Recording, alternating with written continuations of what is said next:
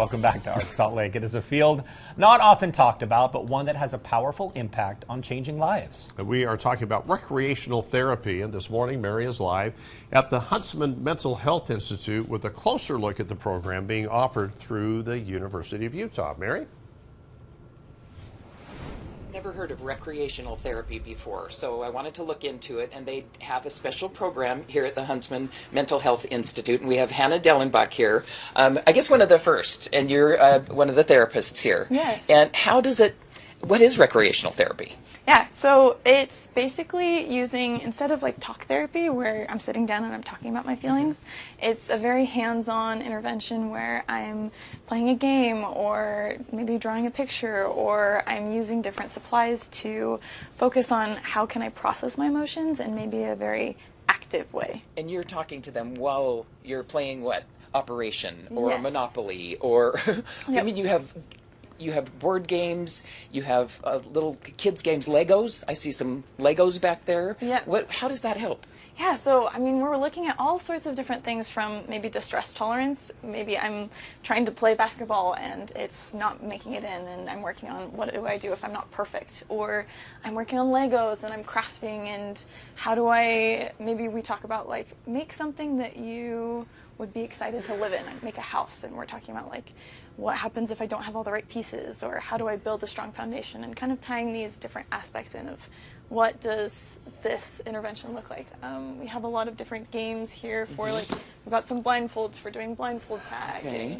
and some spots for running around the gym, and hula hoops, and all of these are tied to different interventions where if I am trying to help patients challenge themselves, Yeah. maybe look at like, how do I deal with stress, or what are coping skills I can use if I'm frustrated or angry. Well, and it sounds like you're kind of like a physical therapist. You know the injury, you know what needs to be repaired, and Exactly. you know the little tricks to help them repair it. Right, like if right in the middle of a game I see them starting to get frustrated or stressed, we stop, we take a breath, and we say, hey, how can we do this different? Or how could you have communicated that with your partner differently? Or kind of all of those different aspects. Oh, and this is like an after-school summer rec league. Oh, like it's the best. Perfect I love it. facility. But you Got also have so ropes much. course outside. You have a lot of other things going on. And you brought in some of your other therapists this morning. What game is this? So this is called Pipeline. The person at the front starts a marble, and you have to work together as a team to kind of get the marble all the way to, there's Oh a my cup gosh. over here at the end. Okay. And the challenge is you have to talk about how you're going to work together as a team, how you're going to make the connections, how you're going to stay balanced while not getting frustrated with each other, because you're all right up in each other's business. Oh my gosh. And they have to, without letting the marble fall. Without letting the marble fall, they got to get it all the way down here to this cup. Oh. And see, that's what happens. You got to deal with the fact that you failed and start over again, and we process. How did you deal with that? Well, none of them got mad. No, so that's none good. of them got mad, and that is the goal. That's awesome. I'm going to sneak around here. We've also got,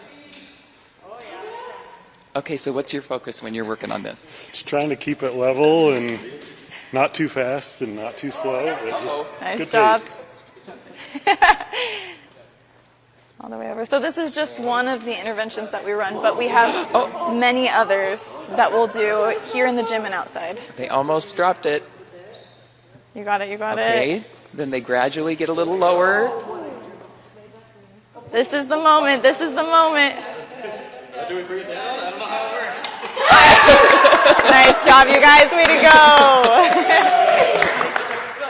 Well, and it was so cool to see that everybody, I mean, they're all therapists, they know what they're Right. supposed to do, but nobody got mad. And you're going to be looking at other people being part of a team. Exactly. Right? What And does it how look they like work to communicate together. when Yeah. maybe somebody isn't where they're supposed to be? Or how do I communicate that I'm frustrated, or that you're in my space without blowing up, right? Right. A lot This of- is actually lot of things. a degree now, and you are one of the specialists, Yeah. So and it's this offered is- through the U of U, right? Yeah. Yep, and the U has an incredible program. One of the amazing things about the program is that it's very hands-on. And so Like this. exactly, very hands-on. I got a lot of different clinical hours working with older adults and with people with mental health disorders and physical disabilities, and got kind of to see rec therapists hands-on before I even graduated, so that when I did graduate and had my certification and licensure, that I knew exactly what I was doing. I felt very prepared. And we talk a lot about the 5 different domains. That's what we're looking at to improve a patient's quality of life. So you're looking at your physical health, your cognitive health, your emotional health, your social health, and your spiritual. So That's the whole person. that's the whole person, and all of the different interventions that we do affect every single one of those aspects. So right now they're doing flop ball over here, and this looks at a lot of different things, but the biggest one is perfectionism.